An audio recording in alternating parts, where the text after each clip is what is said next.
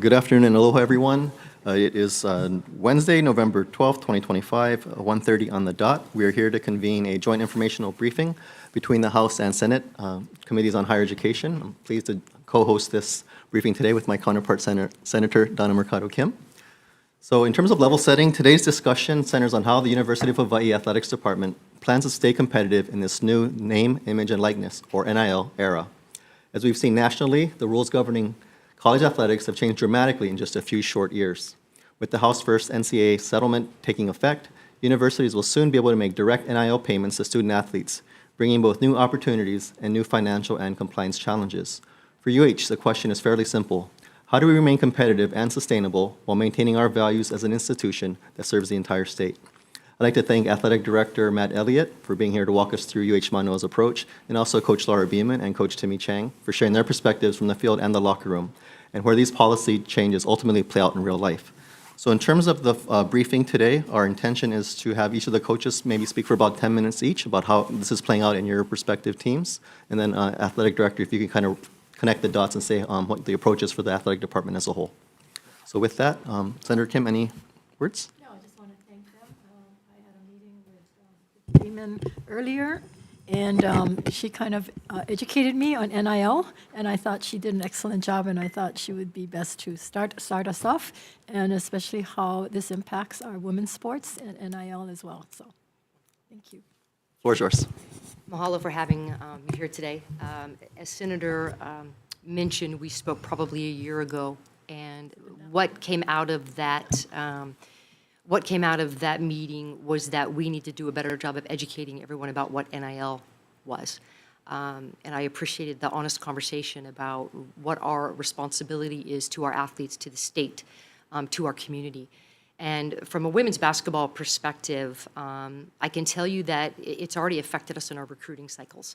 You know, we are going into our second and third recruiting cycles, and we've already lost 6 to 10 kids because we do not have the funding available currently to retain the type of kids that we need. And when I say kids, I mean student athletes respectively. It's just easier to say.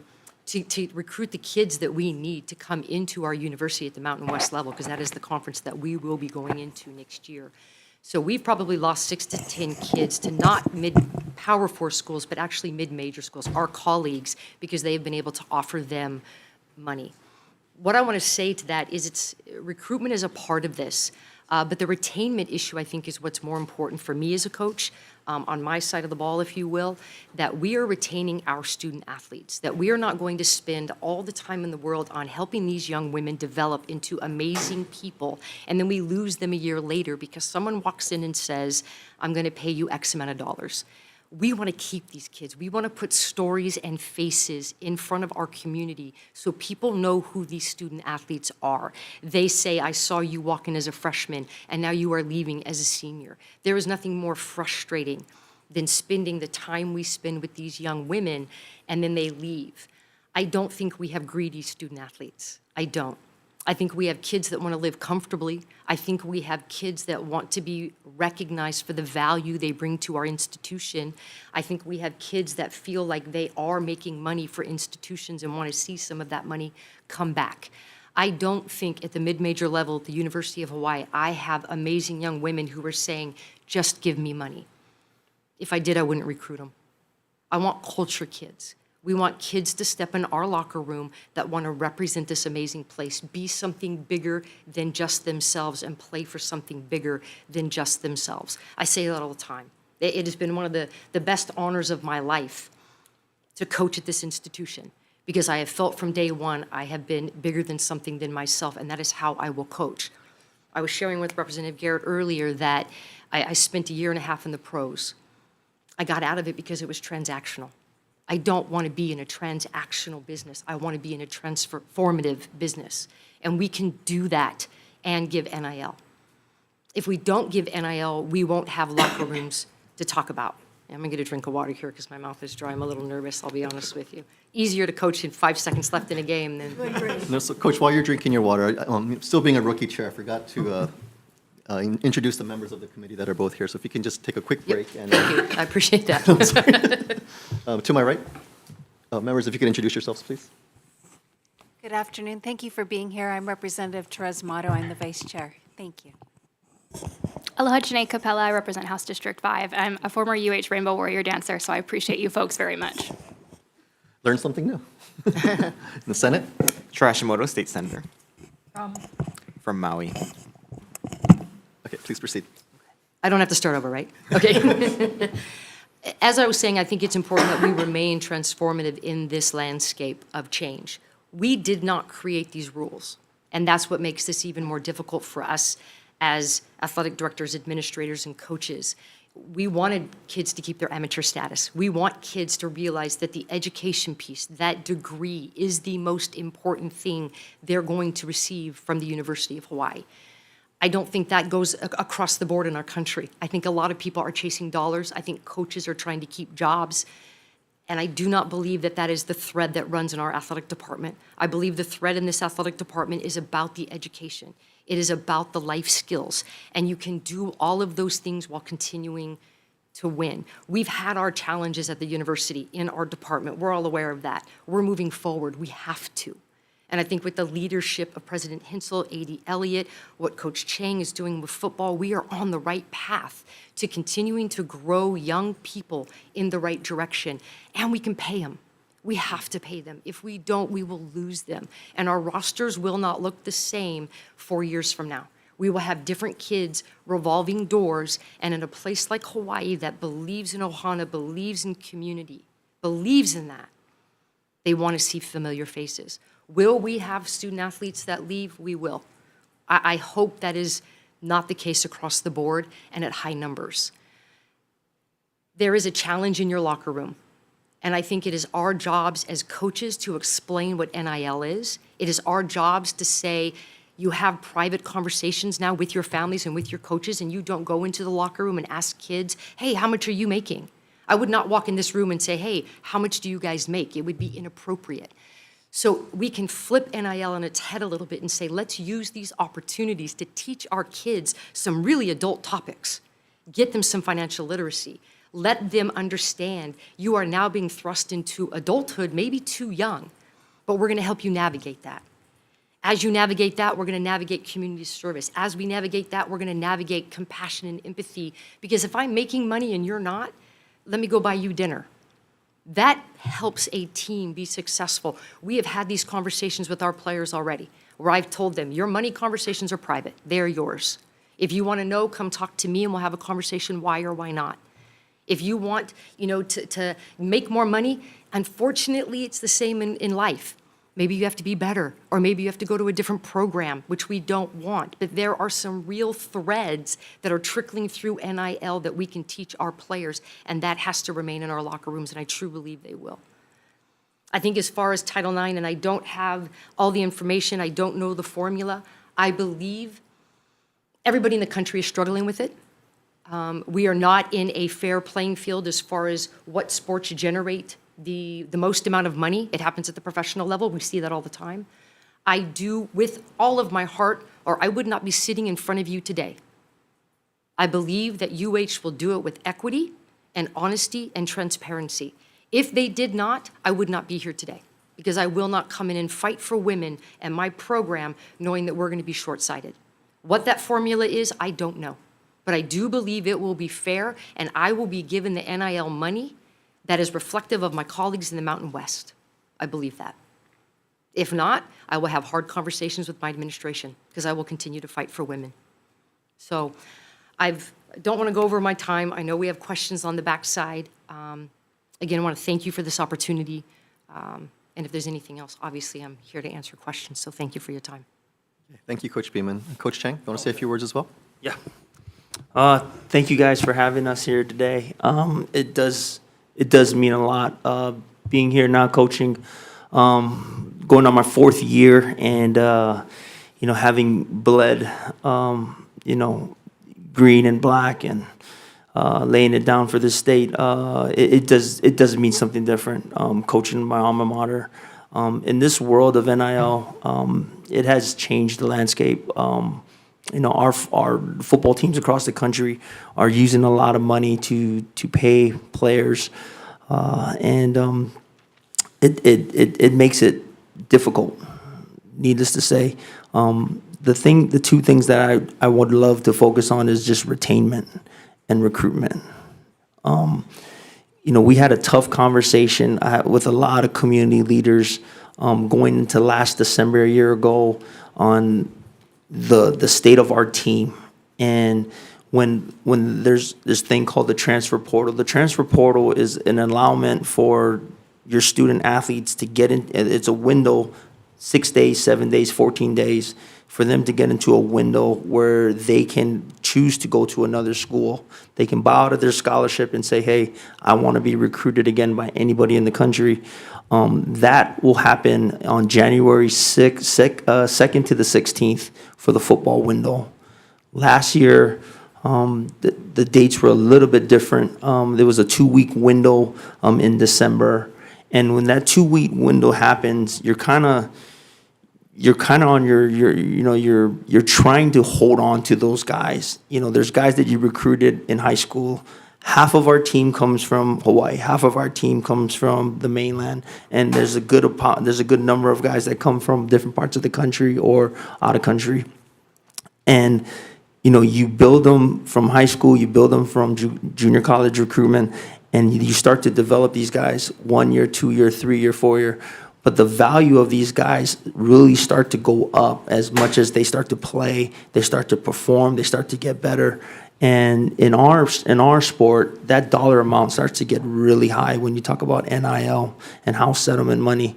Going into last year, we did not have a bank of money to go and retain our players. And so I really try to reach out to our community. And it was at the same time where last year where we were changing over athletic directors.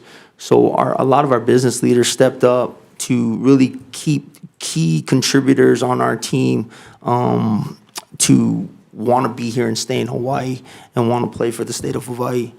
There's a couple guys that I want to mention and talk about through NIL that could help, that have helped and could help, and this is why we're targeting guys like this. Zen Sotelo, who happens to be a fourth-year starter on our offensive line, he started last year. He had an opportunity to go into the portal, into this window, and get big NIL money. He's a Waianae, bred and born kid, played at Kapolei High School, but ended up staying here and staying home with the minimal amount of money that we got him. He also has a kid, and so as he's juggling student athlete life, he has a child that he's trying to raise, and driving back and forth to be a student athlete. This is where a lot of some of the NIL money goes to guys like him that are proven, valued guys that that really want to be here and will be a pillar in our community. There's another player of mine named Jamar Sakona. And this story really resonated with a lot of the people in the community where, he was a USC graduate, used the transfer portal to get an opportunity to come here to play in Hawaii. Got really badly injured last year at Washington State, had a bad knee injury. He ended up having to recover, but also, he didn't have enough money to kind of live. His mom moved in with him, his family moved in with him, his sister, and what he had to do was he had to work 4 days out of the week from 10 to 2 at night just to make more money on top of just scholarship per diem stipend money. And then he had to show up at 6 o'clock workouts every morning. And talk about a leader and a true leader. He's the leader of our defensive line room, our defensive tackle room. He got healthy. He's a starter because of the work ethic that he puts in. But NIL money found by Hawaii Warrior Football Network was able to help provide just a little bit more for him and his family, just to make him, just take a little bit of burden off. Right now, currently, and these are issues that currently arise on the move.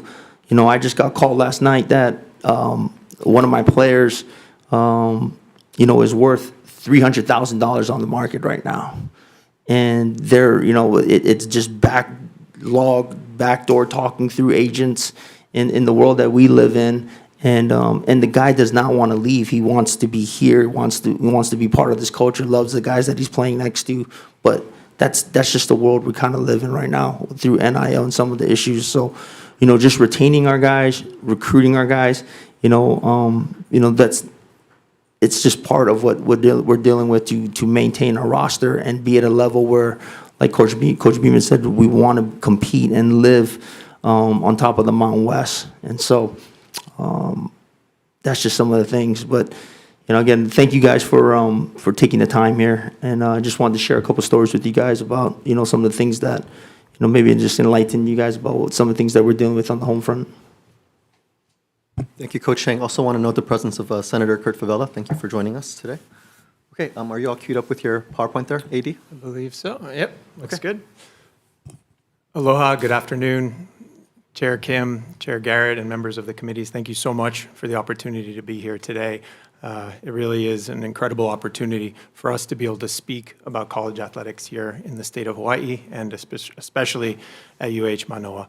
The title of our presentation, and I will keep these slides short, we've produced them so that you all have them and can refer to them, and we're sharing them with the public as well so that they have the information. But in terms of going through the slides today, I will do so briefly so that we can get to your questions. But the title of the presentation, A Vision for Excellence, is intentional. We believe very much in the trajectory of this university and all that the university represents, both in how it presents an incredible education to our students across the board and represents the state of Hawaii in such an important way. And we believe in President Hensel's leadership that UH Athletics can be a part of that. This presentation, though, specifically is about how we navigate NIL, the name, image, and likeness issues. Our outline today is to just touch briefly on the impact of athletics overall and our vision. So I've been on the job now for about 4.5 months, and after the opportunity to learn from our stakeholders around the community, our coaches and our leaders in the department and our student athletes, we've started to articulate what we believe is important for us to be successful. And then we'll really focus on name, image, and likeness both nationally and here at home. So our impact, there are elements of an athletics department that can benefit the community overall. And we feel strongly that these are true at the University of Hawaii. There's the economic benefit. We have a report that is about 10 years old now that talks about some of that value. And what we are committed to doing right now is figuring out a way to get an updated version of this report, go out and find out, let's get an economic impact study to show the real value across the community. But some of the stats are in that report. We also speak to the impact of our student athletes and students in general that athletics has. Always, consistently, 500 students enrolled in our university, about 3% of the population, and achieving generally a 3.18 GPA, graduating at a very high level, over 150 degrees were awarded last year to student athletes, and then providing employment opportunities for students across the university. Really powerful for them to be able to go into our programs and start their careers as they move on. So that might be an athletic trainer, for example, who gets great experience with our student athletes and take that into their professional career. In terms of community involvement, connections, exposure, we want our student athletes, their stories to be told. So when we have the opportunity to have a football player on NBC Nightly News, that's great for our students, it's great for our community and the university, but also our goal and our objective is to be out in the community, doing community service. You saw work this weekend at the food pantry, food drives, things like that. So it's about telling our story. Our vision is 4 elements, and the 4 elements of our vision are to create an outstanding student-athlete experience, to recruit and retain elite student athletes, create competitive excellence where we are competing at the highest level of the Mountain West, and to, again, have that bond with our community so that it is our team, Hawaii's team, and everybody can be part of our success. And these are just a few photos for everybody to see some of our great alumni, our current student athletes, and the successes we've had. But let's get to name, image, and likeness, because that's what you all wanted to hear about today.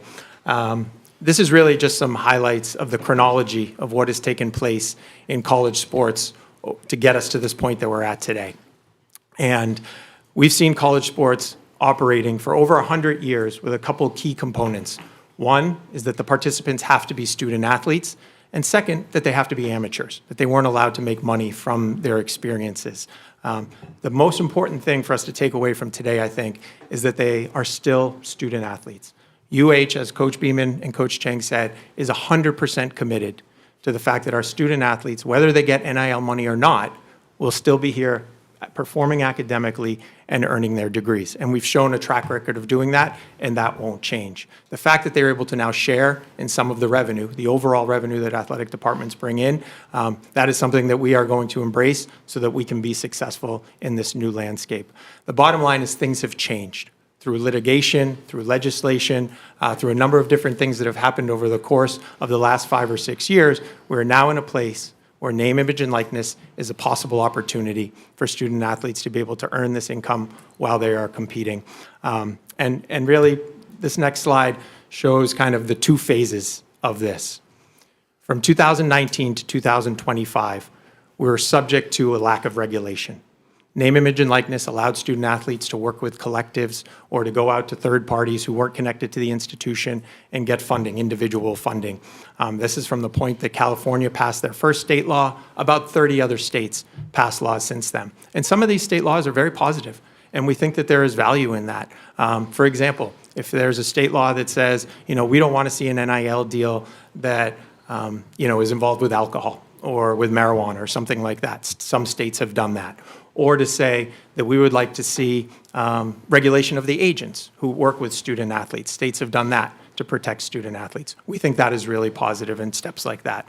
So in terms of assessing the potential for a state law, that's something that we understand could make a lot of sense. But we've lived in this period for these last few years, as Coach Chang was talking about, where there were outside forces that had control and input and influence on how college sports was run. We're now into a new phase. And this new phase started on July 1st. And this is the space where we believe UH athletics can really thrive. It gives us the opportunity for institutions to now control NIL payments to student athletes. There is a bunch of information here on this slide that says how the system is set up. But what we want and what we are investing in is a concept and a program that brings control back into the institution so that our coaches can make decisions about how to build the best roster, as they were just talking about, and give our student athletes the funding that they need to just live their lives, pay their rents, be able to afford the food that they need to be successful, and maybe put a little bit of money away that they could set up themselves for graduate school or maybe a down payment on their first apartment. Because we want, as they said, to retain and recruit our future leaders and have them stay here and be part of our future. And if they can do that in Hawaii and we can help them, then we believe that would be really powerful. So finally, how do we do NIL in Hawaii to be successful at our institution? We believe that, again, if we put the focus on retaining and recruiting elite student athletes, it gives us a chance to be successful. We can absorb some of these transfer portal issues that they've talked about so that a student who's having a great experience doesn't want to leave, they want to stay. We are requesting a $5 million annual fund to create a foundation for NIL because, as Coach described, both coaches described, if we are just chasing dollars, constantly chasing dollars to be able to retain our students, that'll put us at a disadvantage. But with that kind of funding as a foundation, we believe we can be extremely competitive in the Mountain West. And we will inform all of our coaches, these are your budgets so that you can go out and then make your plan. And that is really important. But we're not just asking the legislature to do it on its own. Our job as an athletics department is also to be there and be an economic driver. So what are the steps that we have to take? We are fundraising. We are actively fundraising in the community and asking philanthropists to support our team. And we've created an account. It's called the Boost the Bows account, which is available for every single team that people can provide donations, and then those dollars can be used to give to our student athletes for NIL. And then we are facilitating NIL deals, both individual deals, where a student athlete might go to a local business and say, yes, I'd be happy to be in a commercial for you and get paid a few $1,000s for that deal. That's great.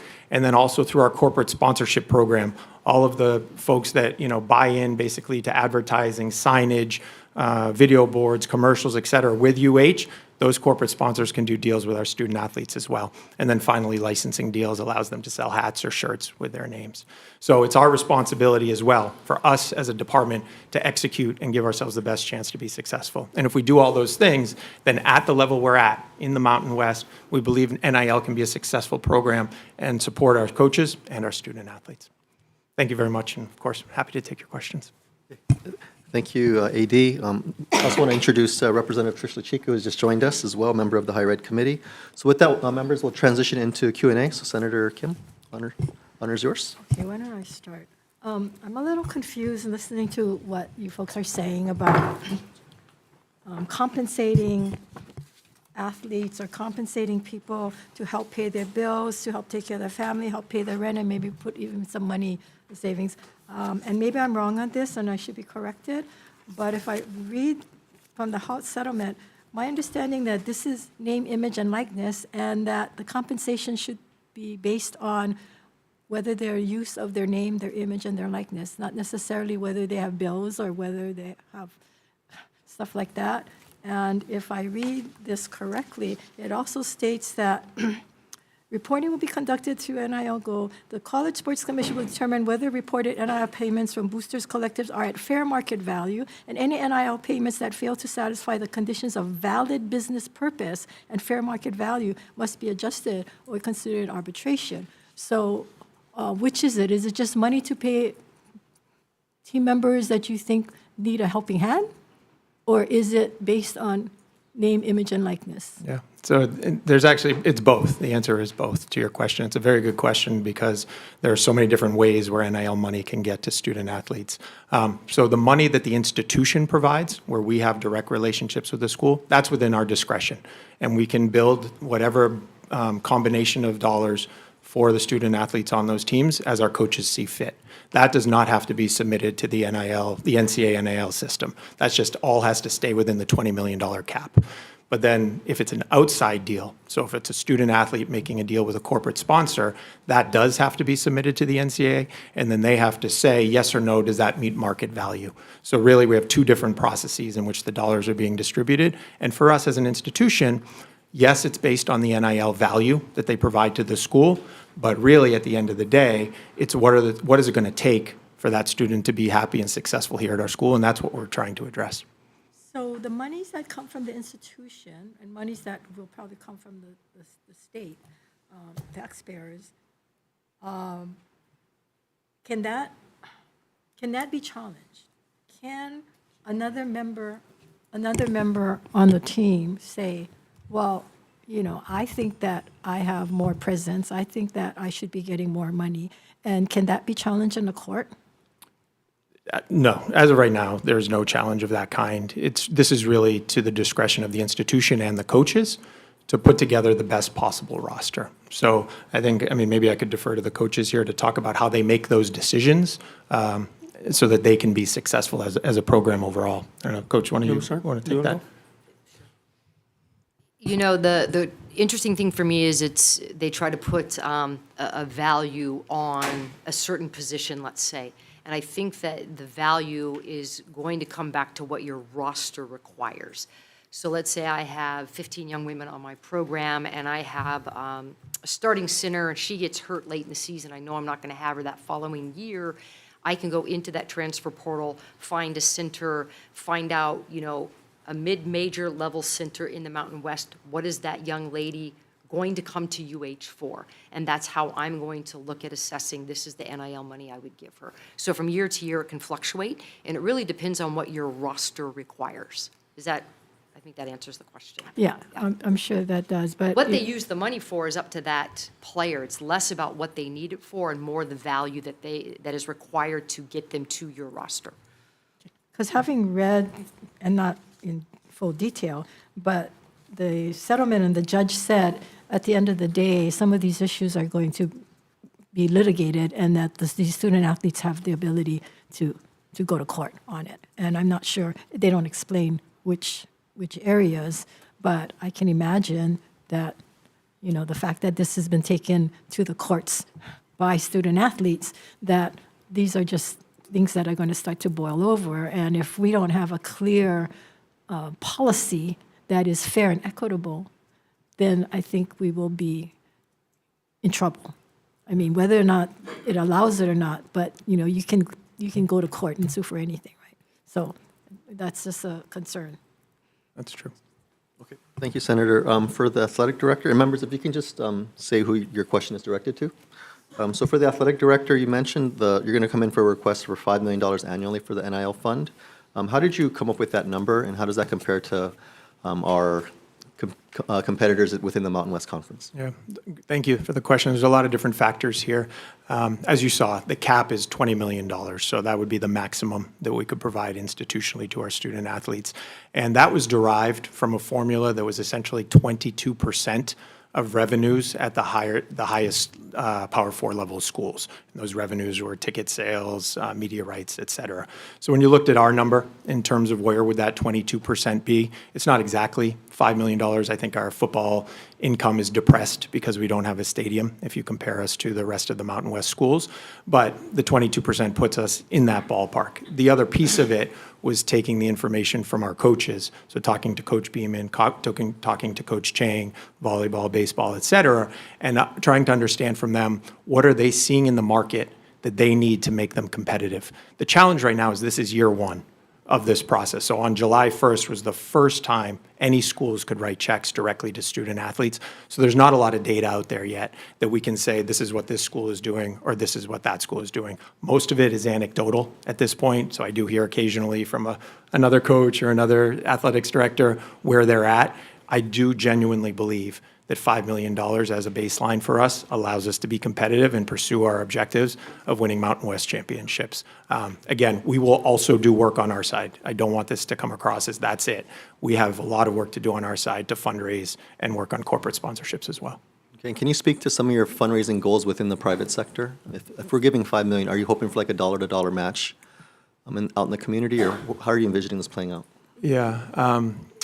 Okay. Yeah, that's a good question in terms of I didn't think of it as a dollar for dollar match. I thought of it more as, okay, we have specific needs within our rosters, and if we've been able to create a baseline for our coaches that they know this is what I can rely on, so when I go to the beginning of each transfer portal window and build my roster, that's what I have, but then they will be able to educate us, this is what I need on top of that. And if the dollars that we raise for NIL are sufficient, we also have operational needs. So that our fundraising really has two elements to it right now. We've put for every team, not just a name, image, and likeness fund, but also in our team Hawaii's team, which is our operations fund. And that's where we would need to raise money for additional nutrition, to cover travel costs and things of that nature. So I think if we got to that total of the sort of $70 million budget, and then the NIL starts at $5 million and we could go on top of that, then I think we'd be successful. Okay, thank you. Just Senator, one more question before. Oh, do you have a follow-up? Just going on, yeah, the Okay, $5 million, can you tell us how it's broken down?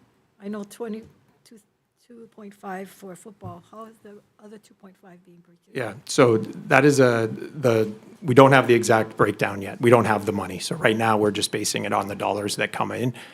We are working with outside counsel for You're them. asking us for $5 million, so how is that $5 million going to be divided? Yeah. You should have a plan already, so. We do. We do have a plan. I just want to be respectful of the attorney-client privilege because we've been guided by outside counsel of how to do this with Title IX. So that's the only element that I would just say. Well, any I dollars wanna we make give you is public money. So any dollars we give you, you should be able to tell the public how it's going to be used. And that's why the question is, already football have said 2.5. So how's the rest going to be divided up? Yeah. I can say that we have a plan. We have a thought of how that would happen. I just want to make sure that I don't violate the attorney-client privilege in this setting. But in whatever way we can communicate to you that's appropriate, I would be happy to share that. You already asked for $5 million, so you have to have a reason for the $5 million. We already know that football has asked for 2.5. I don't know what you'd be violating where you say, okay, basketball is going to get $1 million. So this is ideal, right? If you give us only 4, well, we'll have to adjust it. Right. If you give us only 3, if you give us 10, we're going to adjust it. Right. But you got to tell us how did you come up with 5 if you can't tell us what the breakdown is? Yeah. We absolutely can. I just want to make sure I do it in the appropriate way. This is not the appropriate place. So do you think, AD, maybe in a few months' time, once we convene the 2026 session, you might be in a position where you can share those details? Yes. Again, I just want to make sure that I'm not doing something that's inappropriate based on legal counsel advice. But other than that, I would be happy to share those numbers as soon as we're able to. Okay. Just if I can ask one more question before we switch back to the Senate. So what is the approach for the university? I know you mentioned recruiting and retaining elite athletes.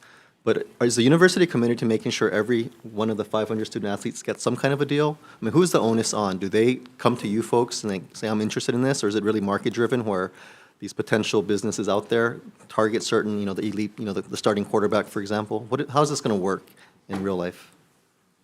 So there, again, the two elements, the institutional side of it will be very much the discretion of the coaches. So if they know what their budget is or their allocation, then they will decide how to build their rosters.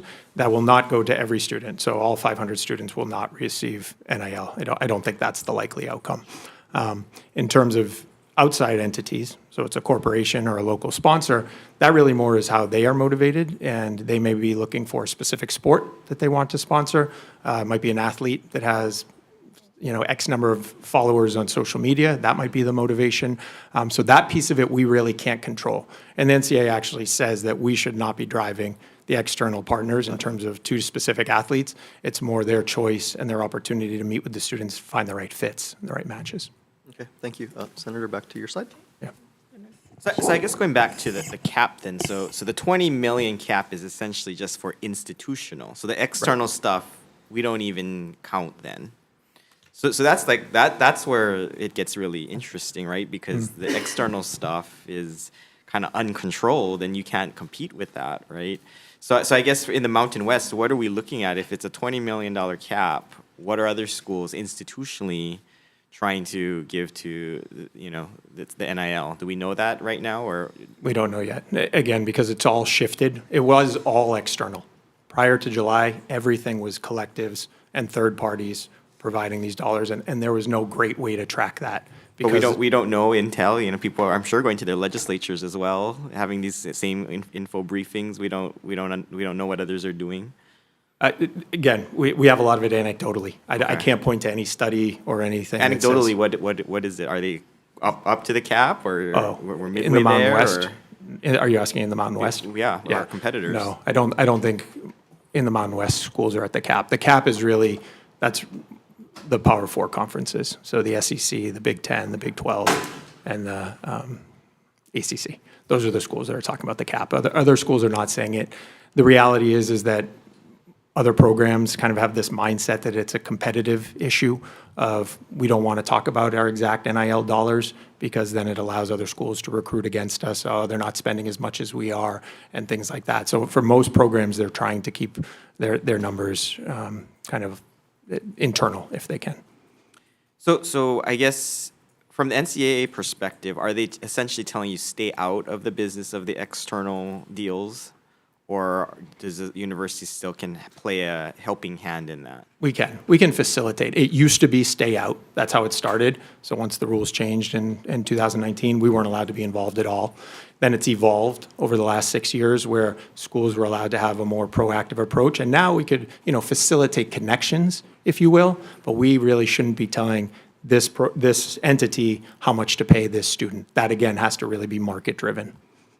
Right, but I think the connection is the powerful thing. Right. And so I think what is UH doing from an institutional perspective to help build up that capacity to get those external deals, right? Like you Waiakea Water right there, that I see that all over social media that your players are pushing, but who is are we bringing on people to help us to make those connections and build that capacity up, right? I think it's very Oahu based. I don't know if we're going neighbor islands, but I think there's a lot of businesses out there that probably would want to partner with one of your UH players, but part of it is they haven't been asked, right? Yeah, we have enormous potential in that space as an athletics department to grow, not just with the local businesses where we could facilitate the one-on-one deals, but also with the corporate sponsors who are supporting the university's athletics department already, and then they can do NIL deals with the Right. students. So our staff. So have we allocated more dollars to that? Hiring on the people that we need. Because I think for me, great, we give you $5 million a year. I think we talked about this before. I'd rather build capacity versus just give you every year, $5 million. I'd rather, give you the tools so that you can be sustainable with all these partnerships. But I don't know what is the value that you're putting on that of building up the capacity at the university. Yeah, so we haven't been able to add a position for that, but we've added that to job descriptions and put that in the responsibilities of a number of different staff members that we have. And then we also have a third-party partner who manages all of our corporate sponsorships, and we're working with them to bring their program to UH that allows corporate sponsors to understand kind of, okay, I see how I can get a value of an NIL deal with a student. That exists at a national level, and we need to internalize that and do better at UH for that. So you're absolutely right. This is the work that we have to do better on our side to get those deals. So we don't have, so you don't, the ask, part of your ask isn't about the capacity building, because I would be like, okay, yeah, that position really makes sense if we're going to build capacity. But I hope you really think about, because I think that's something I personally would rather fund, right? You know, as part of a bigger package. But I think the capacity building is really important. So hopefully, when you come to the legislature, you'll be like, okay, yes, I'm asking for money, but we're building capacity too. Because if you're not going to ask for the position, then you're not going to have the position, right? Yeah. Okay, that's a great point. Thank you. Okay, Rep. Capella, then I think we'll go to Senator Favela after. Thank you so much, Chair. Thank you for being here. I'm trying to fully wrap my head around NIL. What have other states, and you mentioned that it's still very new and that most of the other states don't want to share what they're paying through NIL. But what other states have committed public money to essentially pay these players to play at their schools? I think it's about how each athletics department builds their budget. So whether they are going to cover, if you will, the deficit that the department runs every year, they may just do that as part of how the institution covers those costs. I think what we're doing right now is new, and perhaps other states will do it as well. But what we want to be is very transparent about it. That's why we're here, and why we think this is such a great opportunity to say that this is money we would like to take, if allocated to our budget, for this specific purpose. So again, I don't know that any other school has done this or state has done this, but that's why we think this is such a positive way forward to talk about it very openly. I appreciate you saying that you're trying to be transparent, but to come here and ask for $5 million in the state of a budget crisis, and then to not be transparent about how you're going to allocate that money is really shocking, if I'm being honest. And then I think the other question that I have is, if you're essentially going to give away like private scholarships on top of the scholarship that these students are already getting, how are you also going to layer on that third-party private NIL deal that some of these people may have already through whether it's through the portal or whatever else? How are you going to account for all of those things? And are you going to account for a private deal that's made between a third-party entity and a student-athlete on top of, I guess, this new public money that could be used as an NIL deal on behalf of the university, if I'm gathering that correctly? Right. No, absolutely right. So I think, number one, just back to the attorney-client privilege piece, just in terms of how they are helping us create a formula to distribute those funds, it is based on a legal assessment. I'm not saying that I don't want to share that or tell anybody that. I just want to make sure that I don't violate the attorney-client privilege. That's the only point I wanted to make today, but absolutely would be happy to share how we intend to break those dollars up. Was there a legal formula for football to get 2.5? It's all part of that same consideration, yes. No, see, you're conflicting when you say that, because if we can know what football is getting, what's the legal issue with the rest of it? I don't understand. I mean, we don't have to know the formula to the detail, but Okay. like I would ask Coach Beeman, how much do you think you need for women's volleyball for NIL? For women's basketball? I mean, basketball. I've asked for 450,000 as my, Okay. as my minimum, including fundraising efforts that I'm going to continue to do. And then I do know that I'm going to have some young women that are going to give some of those third-party collectives. So if I can jump in, so let's say, I'll give an example. I have a young lady that I'm recruiting, and I know that I have $100,000 in my NIL budget today. Let's just use easy numbers for my brain. So I say to this kid, I can bring you in at a $10,000 NIL deal that you're going to get money from the institution, right? Institution's going to cut you a check. However, that 10 months, 8 months, whatever it is, we have that contract, it goes there. All of a sudden, a third party, Waikea, comes in and says, hey, we really like your social media. We want to also, Coach, we are going to do this. I have to stay out of that. I don't want to track those numbers. I have to stay out of facilitating those third-party deals. Otherwise, it becomes tampering in a way, and I don't want to mess with compliance. So if YK approaches me, I can say, you can go to anybody on my team that you want. I don't want to know what you're doing with them because I don't want to facilitate outside money because we're talking about a $20 million cap that our institution can have. These third-party deals, coaches stay out of them. They do count for the kid. Do they count for the 20 million cap? No, no. The 20 million cap is the cap that was, it came to be because of the House settlement. And every institution in the country can go up to $20.5 million. They cannot go higher than that as an institution. Third-party collective deals are completely different. So I could have a YKA come in and say, I'm going to give you, Sammy, whatever, I'm going to give you an extra $500 a month, do these extra posts. They have to write up a completely different contract. That contract has a value on it. I don't get into that. I don't want to know what they're getting from that third party because I don't ever want people to think I'm asking boosters to pay my players because that's illegal. The 20 million cap, I can set that number and say, I need this position, I have X amount of dollars, and so you're gonna come in and you're gonna get $10,000. I am gonna track that money. I am gonna know about that. So when I'm talking about a $450,000 pot of money for me, I've talked to some of the people in the Mountain West. I don't get straight answers from a lot of them. And again, it goes to the competitive advantage that A.D. Elliott was talking about. If I can go in and say, well, I know San Jose State's only giving 200, oh, I can get this kid, but I know someone else is giving this, I've got to stay away from those kids.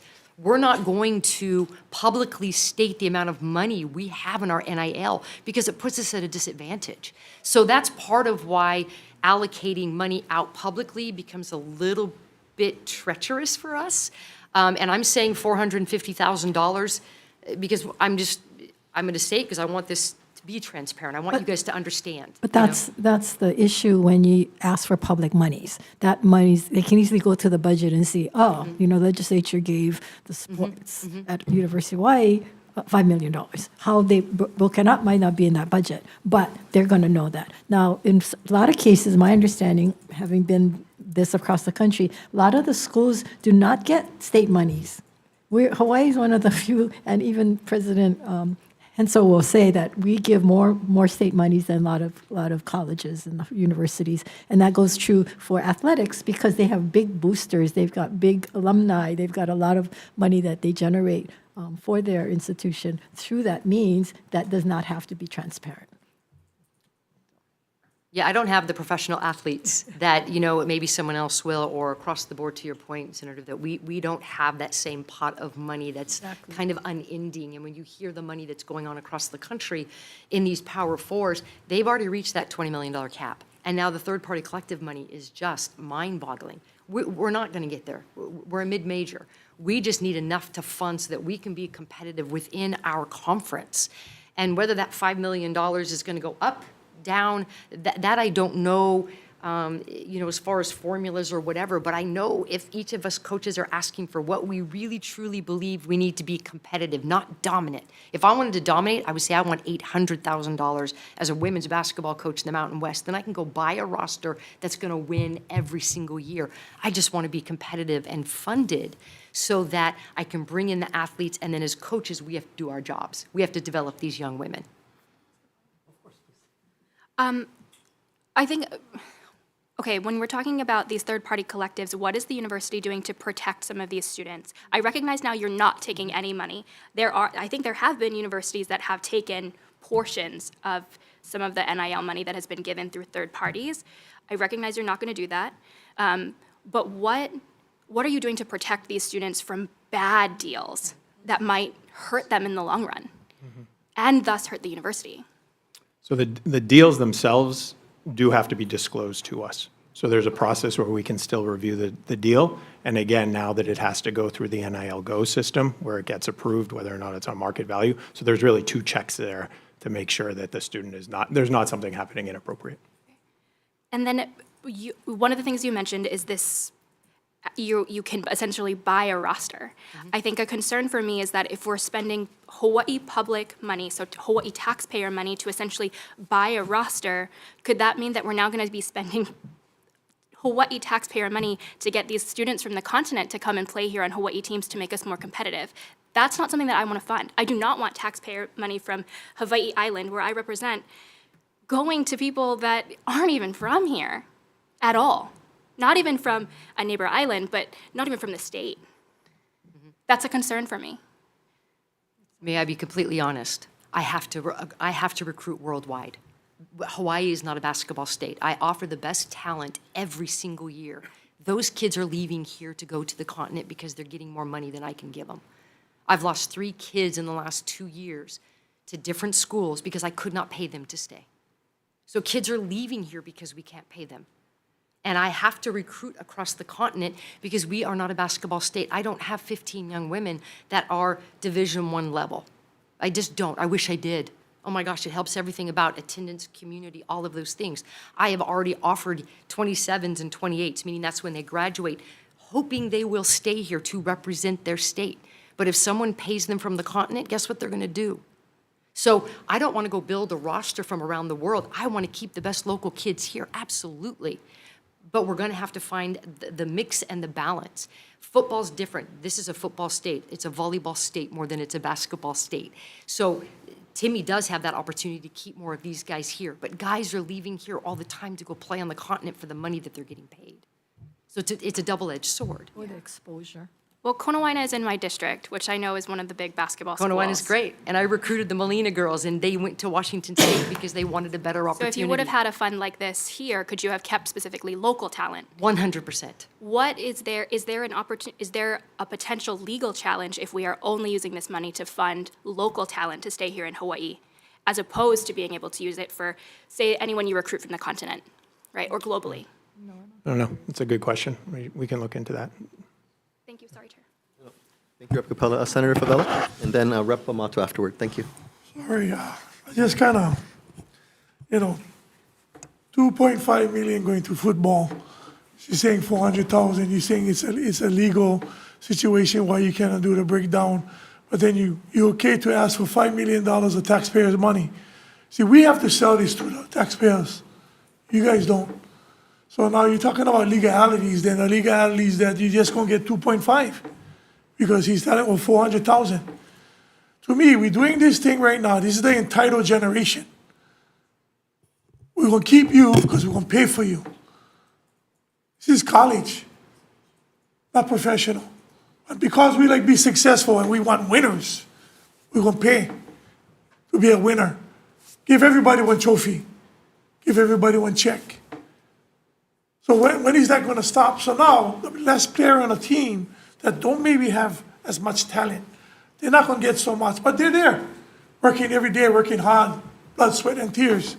But they maybe never going to reach the potential. They're having a hard time. They're getting a hard time to make ends meet. They cannot afford to probably even go to the school. But what about them? What about the ones that don't have the name, image, and likeness that is being solicited by outside resources? What are we going to do to them? What about the other sports, though? We get women's basketball, right? What about the other? How much other sports we have in the university? This is just 2 now. What is the rest of the sports? We have 21 teams. 21 teams, Yep. 2.5 for 21 teams. Reason why you're not going to say that is because a lot, and you said Title IX, and I understand that, because the women's sports are going to get the less of the amount, and that's what you guys are working on legally. And that's always the case. It's always the case. So how are we going to get the brightest and the best, where we're always going to, again, highest and the best is going to go to football, who gets all the boosters, who get all the fundraisers, who get all the corporate sponsors, but then we're going to give them one time, 2.5 million. Not even a blink of an eye, because this is a football state. But what about fairness? Everybody get a trophy. Shouldn't everybody get the same amount of money, every single team from the University of Hawaii get the same amount of money from the $5 million? You don't think they should? Every team, 20 teams. Shouldn't we give the $5 million, spread them out to all 20 teams evenly? Then you don't have to worry about anything legal. You see what I'm saying? So we're coming over there, half of the pie is gone. So I get a problem with paying anybody to come to our school. If we cannot, because our coaches or our school is not good enough for them to come, then we got to give them money, right? The whole thing was with having certain coaches at the school was to attract that kind of players, not money. When you have when well-known basketball or football or baseball coach that kids want to come and play for them. That was the attraction. Now we're using money. So you can be a second, fourth-rate coach, but you have a lot of money, you can buy the team. You can buy a roster. I have a problem with it. You guys say there's a $20 million cap. So now all of these other guys, they're gonna be making side money on the side and everything that you guys gonna stay away from. Yeah? Again, football already get 2.5. So the football team get 2.5, image and likeness, they probably gonna get plenty corporate sponsors. Football team gonna make 10 times more than a basketball player. So why wouldn't we be fair? Why don't we be fair and say right here today, don't worry about any legalities, $5 million, we're gonna spread them evenly on all the sports, and then let them go make little corporate deals and they side deals on the side. But we're gonna be fair. Every single team at the university gonna get the same amount of money. Why can't we do that? That's my question, because I have a problem with that. Senator Favela, unfortunately, we already do pay our players in the form of scholarships, grants, and so forth, waivers of tuition. So it's not the actual dollars, but they do add up Yeah, to dollars. scholarships, yeah. Right, all of that, Right. but. Yeah, just But not the as- scholarships on top of the 5 million now. Right. Right.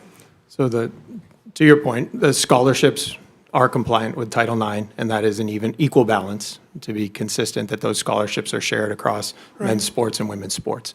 This is a new model of adding these payments directly to student athletes, and it came out of a whole bunch of lawsuits and litigation and legislation that said now some additional dollars can be shared with student athletes based on the revenue, essentially the revenue they generate through their NIL.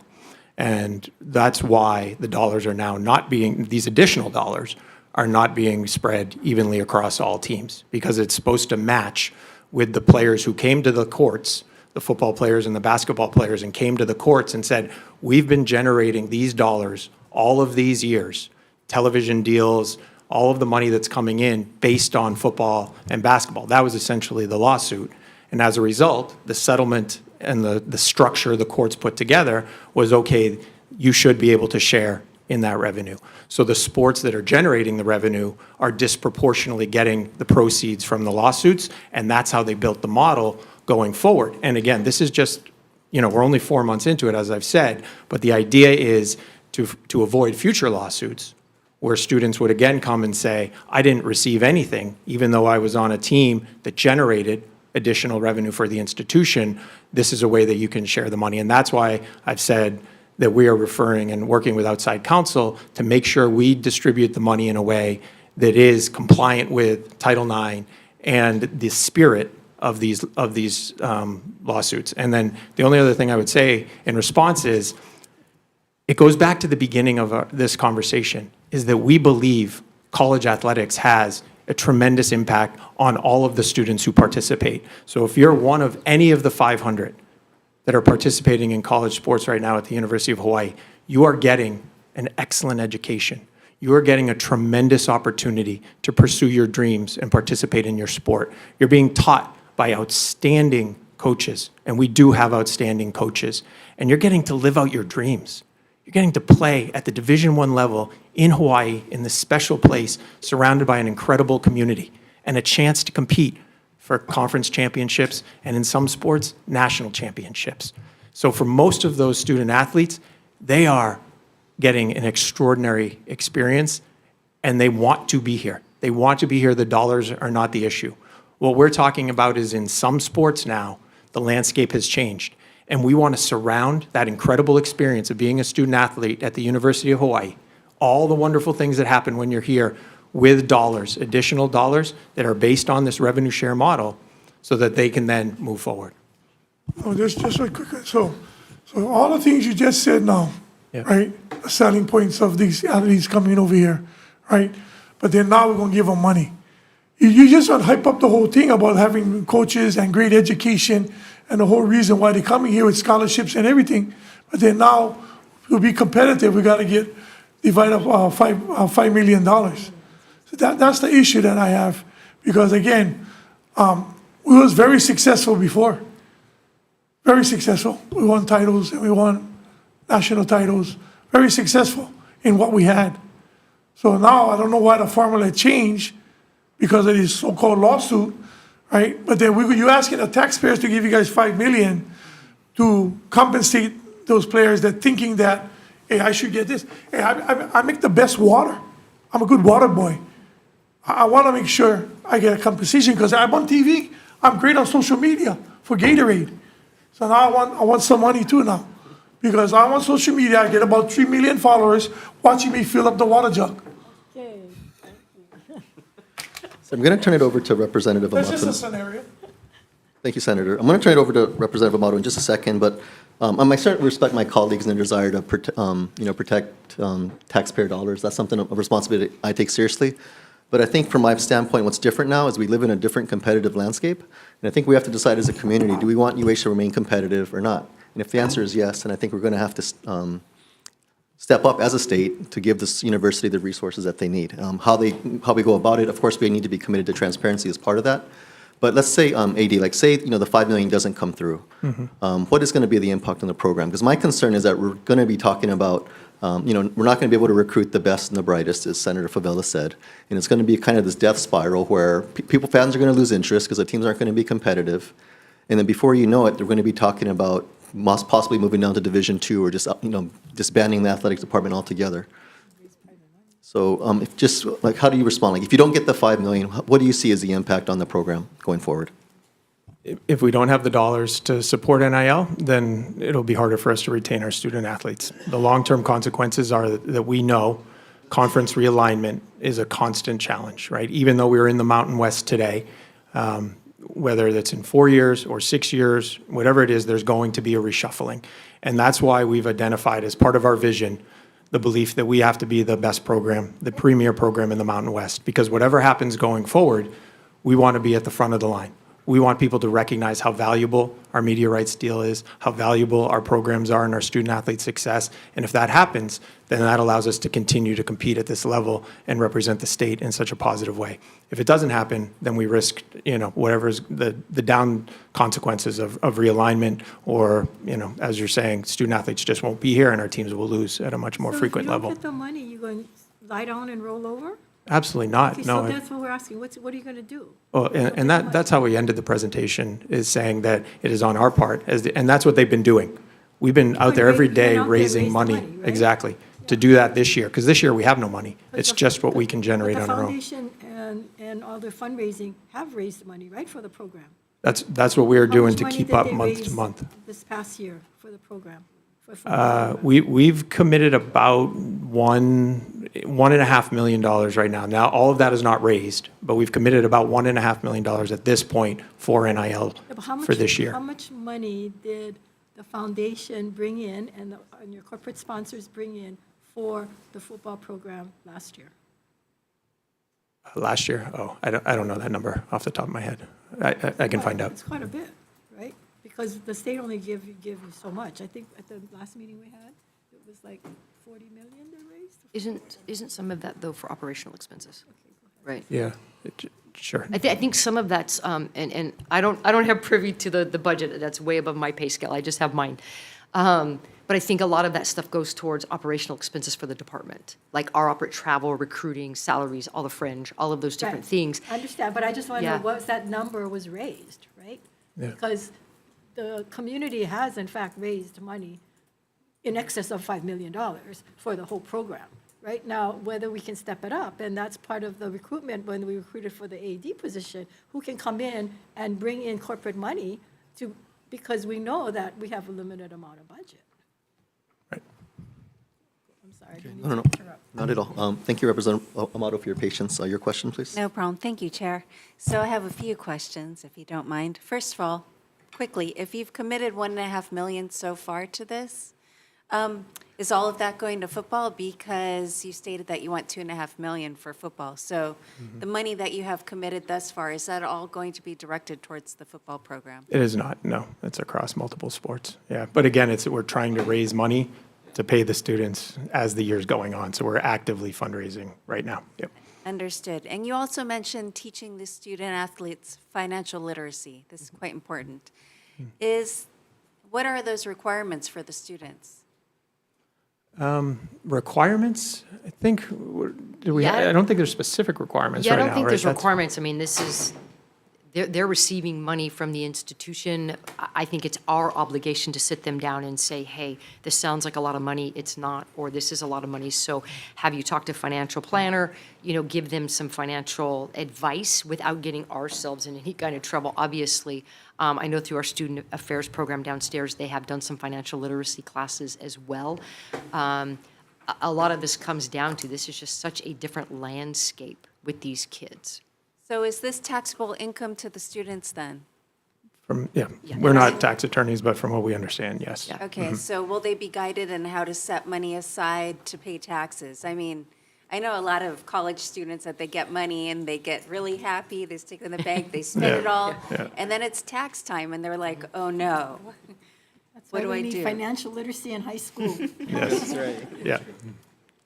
Yeah, this is definitely something that is discussed, and it's been discussed across the country, that all of these kids that are making a large sum of money are going to be hit on the backside.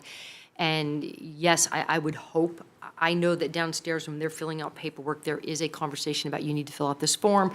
There are, what is it, NIL Go, some other Yes. platforms on social media, not social media, but software platforms that they have to enroll in that do advise them on what forms they have to fill out, dates, times, because this is a monster of a situation that we're dealing with. And again, we're coaches. I'm not a tax attorney, right? So going and talking to someone about taxes is something that's not in my experience. So we make sure that they are filling out and joining the different platforms, getting educated in all the different areas that they need to be educated in so they do not get themselves into trouble. When it comes down to it, we can remind them, but it's just like us. We have to turn our taxes in on time, or there's going to be, unfortunately, some consequences. Indeed. So how much does it typically cost for the third party to manage these contracts for the students? Do they charge a percentage? How much are they taking from the student? So we are in the procurement process to try to find a third party to help us manage NIL overall. That would be the models there are mostly a flat fee that's charged to the department, not to the students. But then if they have an agent, that agent could certainly charge That's them. what she's asking, how much those agents would charge for the student. Yeah, that's a variable. There's no limitation or rule in terms of what a college agent could charge an individual Unless we student. pass a law. And what is the projected program implementation overhead cost? So a program like we were talking about with the external advisor, or an external program to help, the pitches that we've received are between $60,000 and $80,000. That's what we're looking at right now for that kind of third party. But then, as Senator Hashimoto explained earlier, we probably need additional staff as well to help us manage this. So are you going to be pulling that from the 5 million that you're asking for, or are you going to ask for that in addition to the 5 million? No, we were not intending to ask for that out of the 5 million, no. Thank you. Thank you, Chair. Okay, thank you, Representative Amato. So continuing the questions, we'll go to Senator Hashimoto, or Senator Kim first. And then just want to acknowledge the presence of Representative Kila, District 44. Coach Sheng, I think he still has 2 years of eligibility left. If you need a left tackle. Oh, okay, couple questions. First of all, in one of your slides, it said back pay to former students.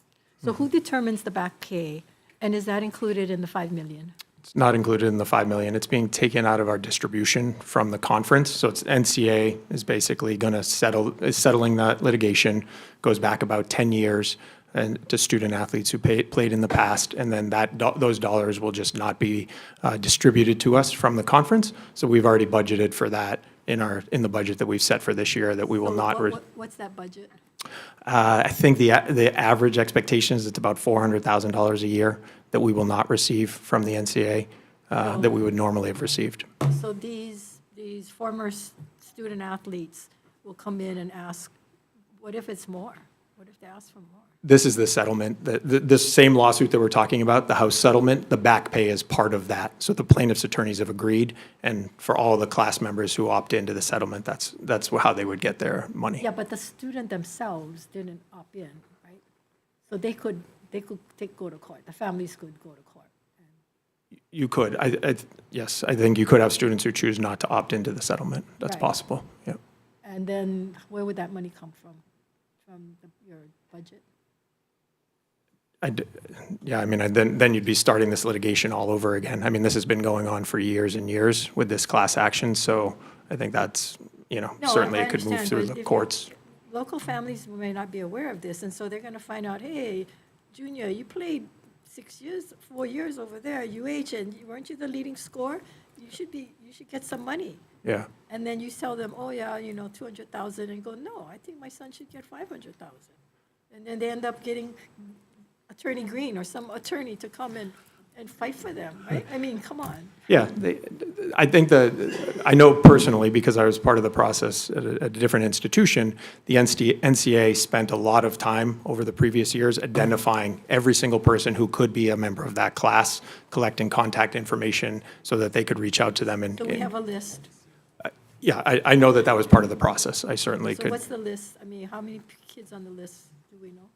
Yeah, I didn't do that here. I don't know. We'd have to go back and get that for you. Okay, can you Yeah. check and see on that? Oh, sure. Okay, the other question is, as you're raising money for NIL, or as students are getting contracts from private businesses, at what point does a company sponsors a student or give money to the institution?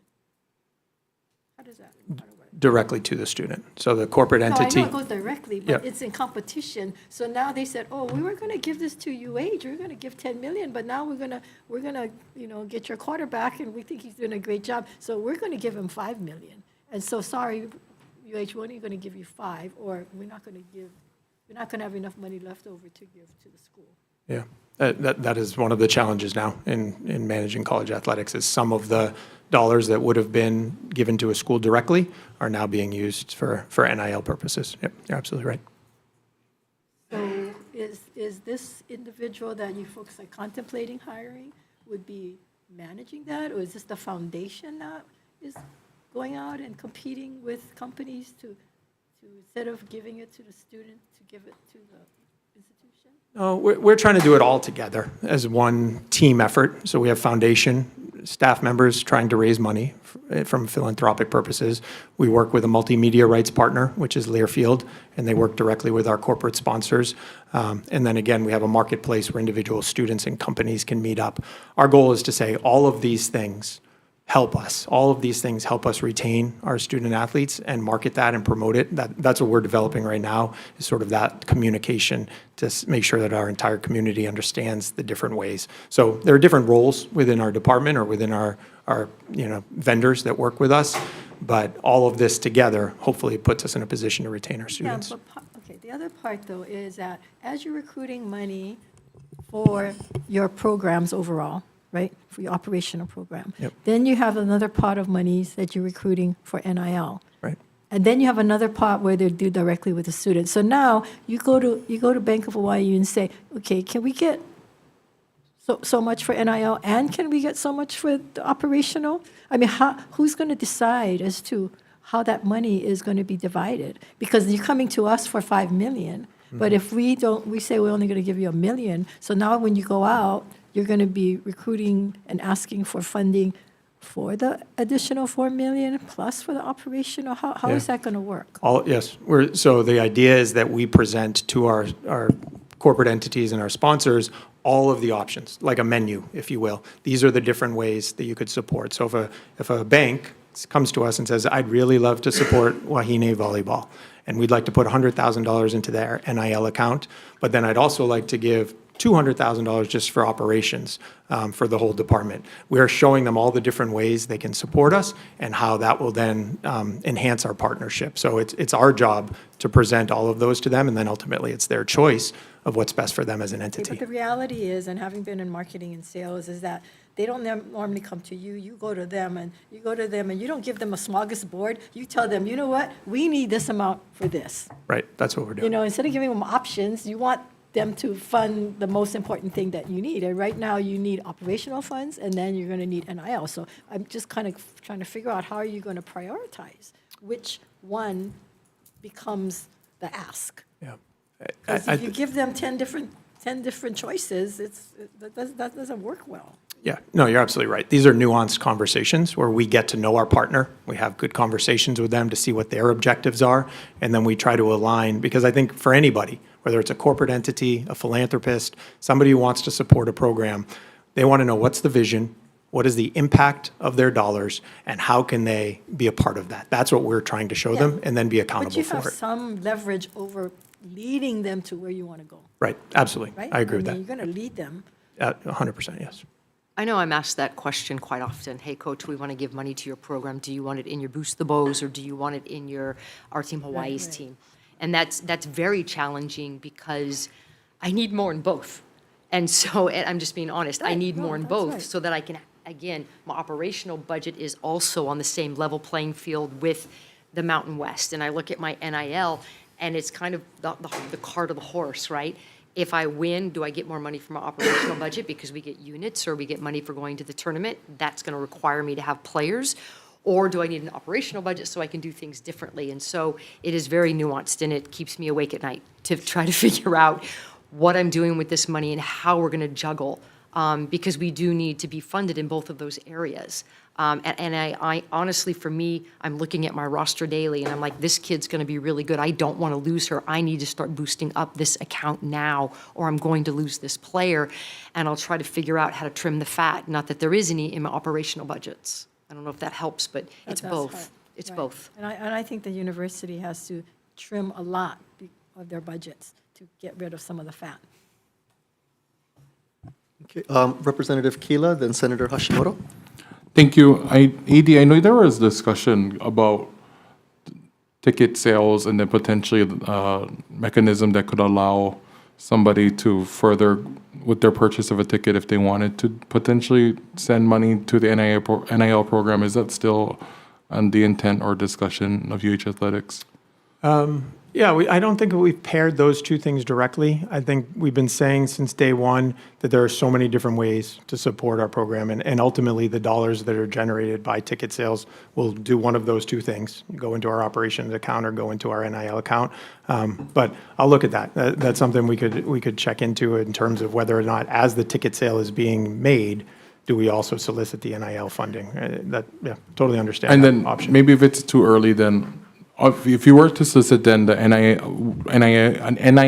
NIL sale or donation, does that go into a master pot, or would it stay in the the athletic sport it was collected? Like, could a women's basketball solicitation NIL donation then go towards another UH athletic program? Yeah, we've set up the NIL page where it's a choice for the donor. So every single team has their own account. So if we were to tie them back to that page once they made the purchase, then they could give their donation to any team that they chose. Or we have one overall account that we could also use the dollars to go back into. Are there other schools in the country that use that model? Yes. And has it been effective? Again, effectiveness is hard to measure because we've only been doing this for 4 months. So we don't really know what the outcomes are in terms of the fundraising. We know what schools in the Power Four are saying, because they're saying we're going to do the 20.5 right away. For everybody else, I don't think that information is, it's just not available yet. It's too soon. And then one more question, Chair. So are then the NIL pots that are generated under UH Athletics, is that I'm assuming, yes, it's a reportable account These are for all- yeah, the so legislature? each one is a foundation account. So yeah, Okay. I think that would be very easy to see. Yeah. Oh, they're set up as a foundation account. Each account is a foundation account. Within UH Foundation, there's a Boost the Bows account for every team. Oh, okay. Thank you, Chair. Senator Hashimoto? I'm just trying to understand from a student athlete's perspective, how do they know? When you take a look at a formula of what you're trying to offer them, if you can't control the external stuff, how does that even factor into them wanting to stay then? If you can't give them some type of concrete amount of the external stuff, yeah, I know you can tell them the institutional stuff, right? But I would assume the external stuff plays a very big role now because it's uncapped. Yep.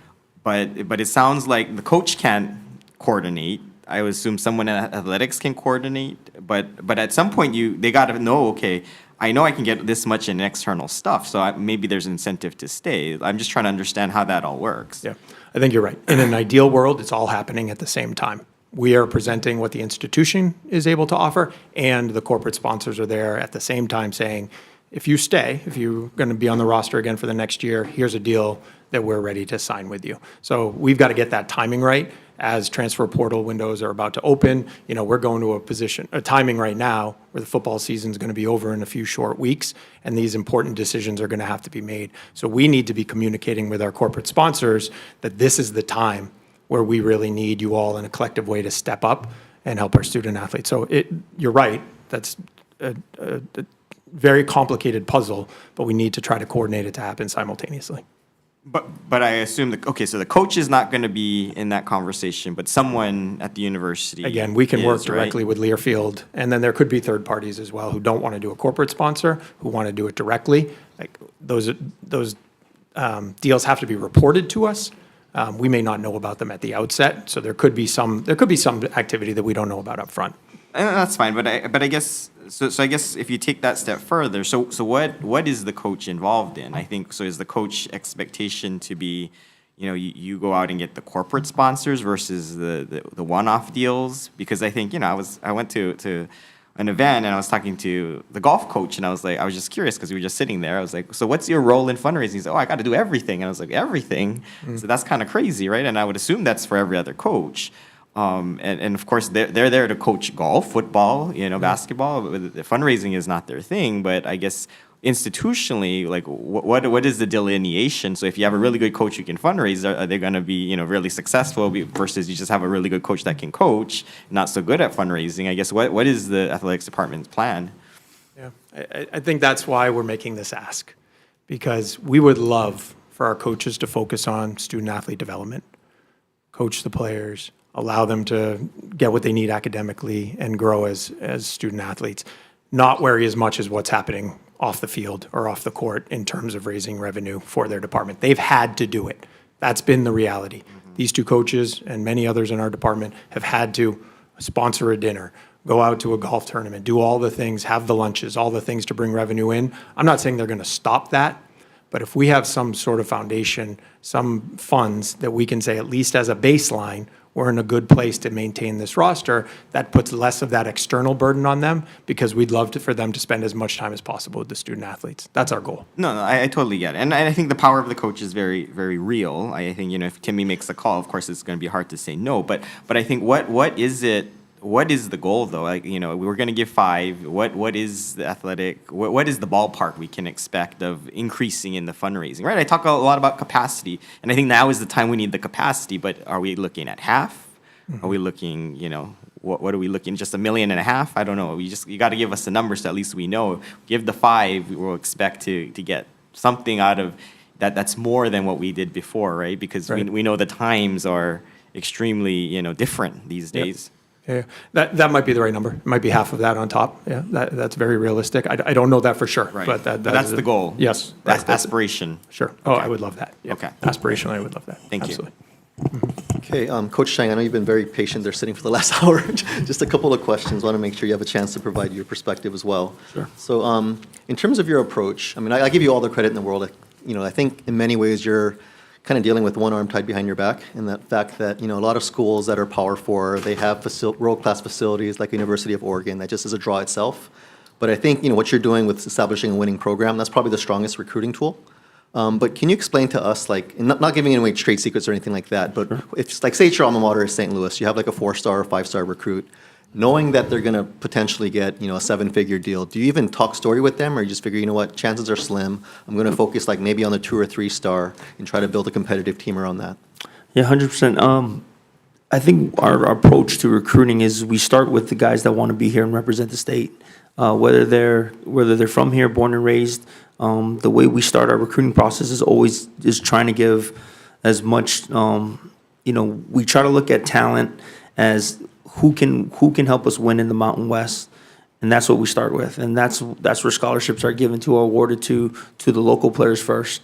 If there's needs, and football is a tricky sport because you need big guys, you need speed guys, you need a different plethora of guys that kick the ball, and so you might have to go out elsewhere to go get other parts or other team members. And so half the team is made up of the guys in the island. The other half is going to be made up of people all around the world, including the continent of the United States. If there are really good players in Hawaii, and we've been blessed. I think that's where the Hawaii Senator Kurt is talking about us winning, is that, I mean, you got 3 quarterbacks starting in the NFL, in the last 3 weeks, all from Hawaii. You got world-class talent here, football-wise, and so we really celebrate from that. We pull from that, but the fact of the matter is that we can't get all of them, especially in this day and age of NIL. There's just a dollar amount that sometimes you just can't compete with, or there's other opportunities of going away. But we do well with, starting with the guys that we want to be here, recruiting them, loving them, and really the expectation and the sell point is really it's the 20, the 30-year plan. It's about building community leaders, building people that are going to stay here, and you're going to give them a great education. You're going to give them a great place to play, where football is very loved, and then on top of that, you'll put them in front of leaders in the community that they're going to build a relationship with, and then one day raise their family and be here, and that's the goal. And so, we give the door open to everybody. The fact of the matter is we're not going to get it. We know we're not going to get everybody, but we do also track all the players that are going away. And with the portal opening back up, we also give opportunities for guys to come back and come and represent the state on the back end. And so, it does start with our Hawaii players. And a lot of the NIL money does go to those guys. Just on the fact that we're just appreciative of them being here and representing the state. Thank you for that. I know the local kids that you do recruit are very aware of the situation at Ching Field, but players from the continent or from abroad, they probably played in high school stadiums that were nicer than Ching Field. How do you pitch that to your players? Do they come in and say Coach, what is this? Kind of a thing, or how does that impair your ability to recruit? Yeah, they really don't mention anything about anything other than just an opportunity to play. I think that's where Division I football. There's 132 teams, and there are only so many spots. Even with the house settlement, there's only so many kids that can be on a team.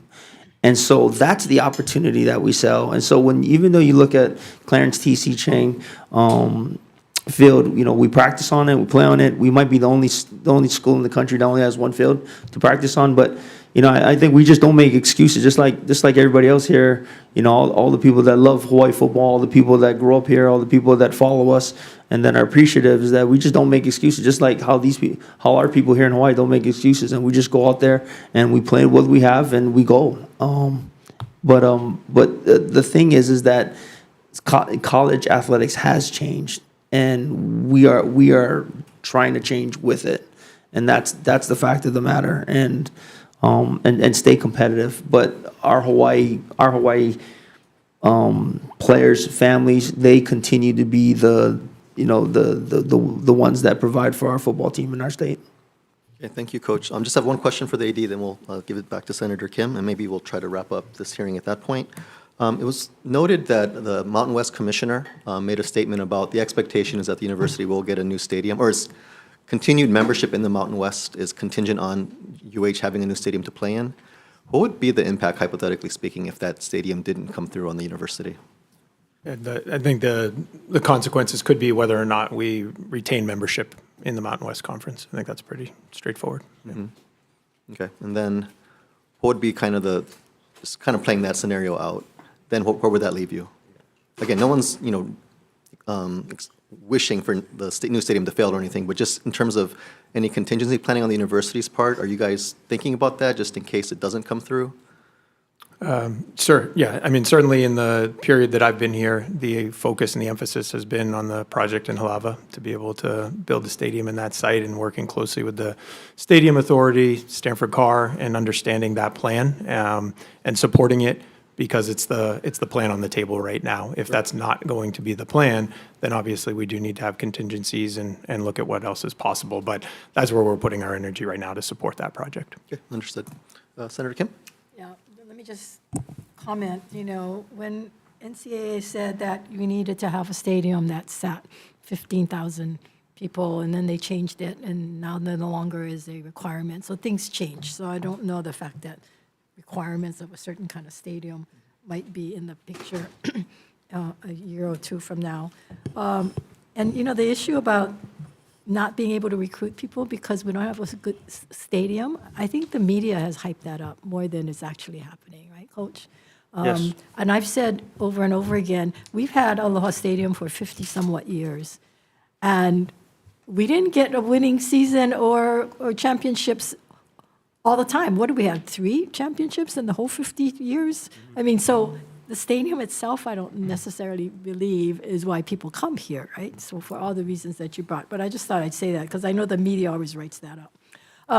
Question for the AD is, these individual deals with the companies, you said that they have to disclose, UH has to know about it, right? They have to Correct. disclose it. So the question is, does that get disclosed to the public?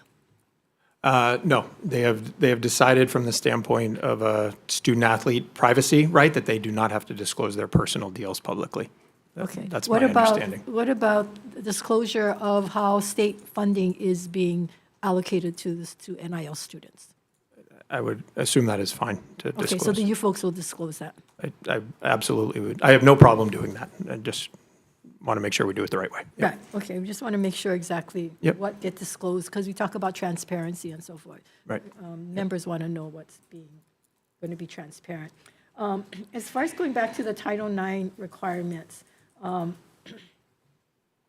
the settlement said that NIL must comply with Title IX requirements. However, it is unclear whether payments made by third parties, including brands and booster collectives, must comply with the Title IX.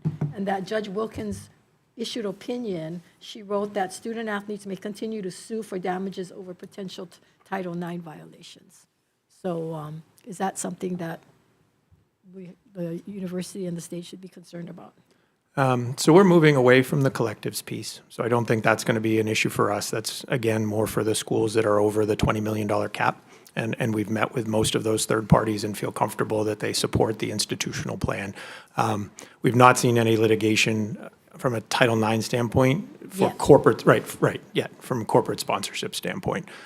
But we believe that, we are going to do it. We are going to do everything from an institutional standpoint that is compliant with Title IX. Absolutely. And finally, how will NIL change how you award athletic scholarships? So that's part of the equation, is that if we have the $5 million, it doesn't all have to be just dollars. It doesn't have to all just be direct payments. That some of the coaches would like to use those dollars for additional scholarships. So sports like basketball and football, the vast majority of their players are already on scholarship, a significant amount. Other sports, historically, you look at a men's volleyball, we only have 4 scholarships, 4.5 scholarships for the entire roster. So a men's volleyball coach might say, I want to take those NIL dollars and actually use them to provide additional scholarships. So that can be done as an alternative to more dollars. But again, that has to be done in a Title IX way. Is there any discussion going on with the administration regarding the amount of, right now, university gives up, I don't know, some $200 million worth of scholarships, or I forget what that amount is, but quite a bit. Is there any discussion as to how they alter some of that to be able to funnel it to some of the NIL? Could we do more scholarships for those Well, no, students? take what they have already, because it's such a huge amount, and move it around. I mean, we do a lot of waivers for out-of-state. We do a lot of waivers and scholarships for non-residents, out-of-state students. So maybe some of that can be, I don't know, Yeah, but that's okay. certainly a discussion to look at. Okay. Because I was surprised at how much scholarships the university already give out and how many waivers we already give out. Okay. Yeah. Okay, that's good for me. Well, just want to thank you, all of you, Coach Beeman, Coach Chang, AD Elliot, I'm going to say Elliot Matt. We appreciate you folks being here. This is a lot of information that we have to digest, and it's good that our members and the public, because this is being streamed, understand that this is what we're facing, and have an understanding that it's not because we want to pay our student athletes, it's because of the lawsuit because of the requirements and the issue of competitiveness. And that's something we have to discuss, and whether or not Hawaii is going to be able to sustain such a program. I mean, we've always talked about whether or not Hawaii can sustain a D1 football program. And now with NIL, that even adds a lot more pressure to that issue. And so the legislators are looking at this coming session, if there's legislation that we might need to help support the program or support our student athletes. I did do the research, and yes, Hawaii already has a law that requires that any agents be registered and have the qualifications to be able to represent the student athletes, so that is already in the law, and there are penalties if they're not. So I think that takes care of that issue, unless we want to shore it up even more. But yeah, there are a number of issues that we've talked about today that possibly can look at legislation. So we'll be following up, and if you folks have any thoughts about that, you're welcome to contact us. So with that, I want to thank all of the audience for being here, and for all of our boosters out there that supports the University of Hawaii and supports our sports program. We thank you very much, and we hope you continue to support them. So with that, we're going to adjourn. Thank you.